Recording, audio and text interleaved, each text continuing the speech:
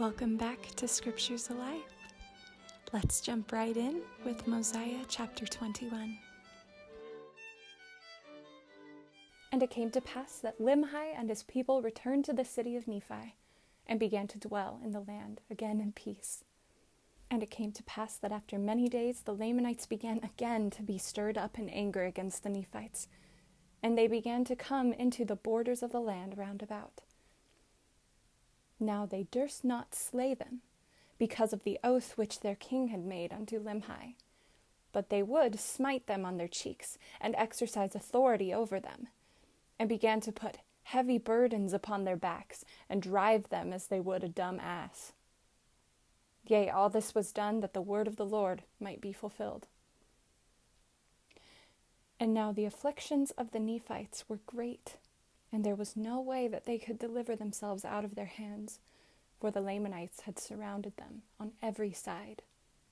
And it came to pass that the people began to murmur with the king because of their afflictions, and they began to be desirous to go against them to battle. And they did afflict the king sorely with their complaints. Therefore he granted unto them that they should do according to their desires. And they gathered themselves together again, and put on their armor, and went forth against the Lamanites to drive them out of their land. And it came to pass that the Lamanites did beat them, and drove them back, and slew many of them. And now there was a great mourning and lamentation among the people of Limhi, the widow mourning for her husband, the son and the daughter mourning for their father, and the brothers for their brethren. Now there were a great many widows in the land, and they did cry mightily from day to day, for a great fear of the Lamanites had come upon them. And it came to pass that their continual cries did stir up the remainder of the people of Limhi to anger against the Lamanites. And they went again to battle, but they were driven back again, suffering much loss. Yea, they went again even the third time, and suffered in the like manner. And those that were not slain returned again to the city of Nephi. And they did humble themselves even to the dust, subjecting themselves to the yoke of bondage, submitting themselves to be smitten, and to be driven to and fro, and burdened according to the desires of their enemies. And they did humble themselves even in the depths of humility. And they did cry mightily to God, yea, even all the day long did they cry unto their God, that he would deliver them out of their afflictions. And now the Lord was slow to hear their cry because of their iniquities. Nevertheless, the Lord did hear their cries, and began to soften the hearts of the Lamanites, that they began to ease their burdens. Yet the Lord did not see fit to deliver them out of bondage. And it came to pass that they began to prosper by degrees in the land, and began to raise grain more abundantly, and flocks and herds, that they did not suffer with hunger. Now there was a great number of women, more than there was of men. Therefore King Limhi commanded that every man should impart to the support of the widows and their children, that they might not perish with hunger. And this they did because of the greatness of their number that had been slain. Now the people of Limhi kept together in a body as much as it was possible, and secured their grain and their flocks. And the king himself did not trust his person without the walls of the city, unless he took his guards with him, fearing that he might by some means fall into the hands of the Lamanites. And he caused that his people should watch the land round about, that by some means they might take those priests that fled into the wilderness, who had stolen the daughters of the Lamanites, and that had caused such a great destruction to come upon them. For they were desirous to take them, that they might punish them.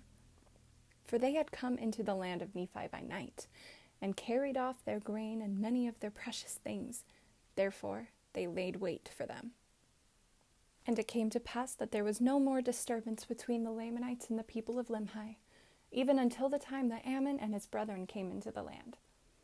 And the king, having been without the gates of the city with his guard, discovered Ammon and his brethren, and supposing them to be priests of Noah, therefore he caused that they should be taken, and bound and cast into prison.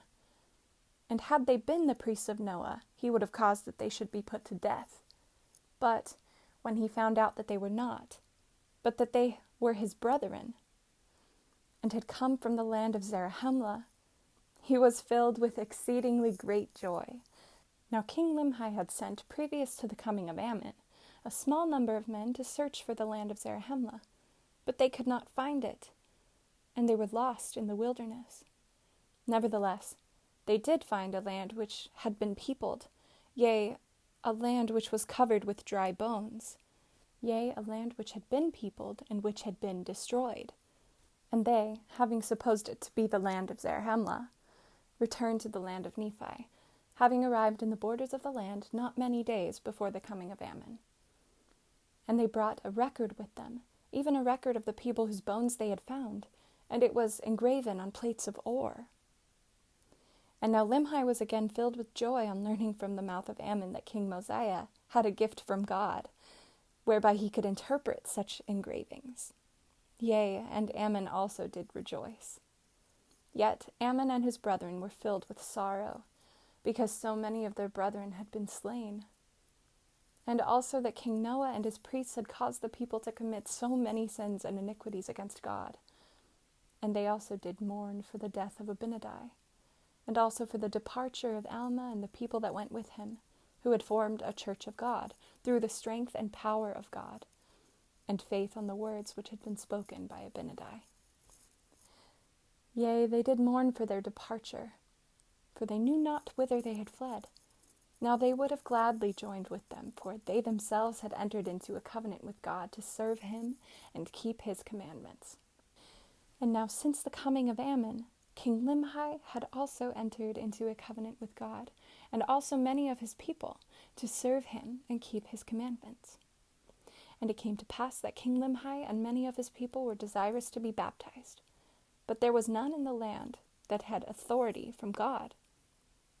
And Ammon declined doing this thing, considering himself an unworthy servant. Therefore, they did not at that time form themselves into a church, waiting upon the Spirit of the Lord. Now they were desirous to become even as Alma and his brethren, who had fled into the wilderness. They were desirous to be baptized as a witness and a testimony that they were willing to serve God with all their hearts. Nevertheless, they did prolong the time, and an account of their baptism shall be given hereafter. And now all the study of Ammon and his people, and King Limhi and his people, was to deliver themselves out of the hands of the Lamanites and from bondage. Thank you so much for joining, everyone. After the next video, Mosiah chapter 22, I'll be reading all of the chapter headings for this week's curriculum from Come Follow Me. I hope you enjoyed this audio recording, and I hope that you will come back soon. Read to you later.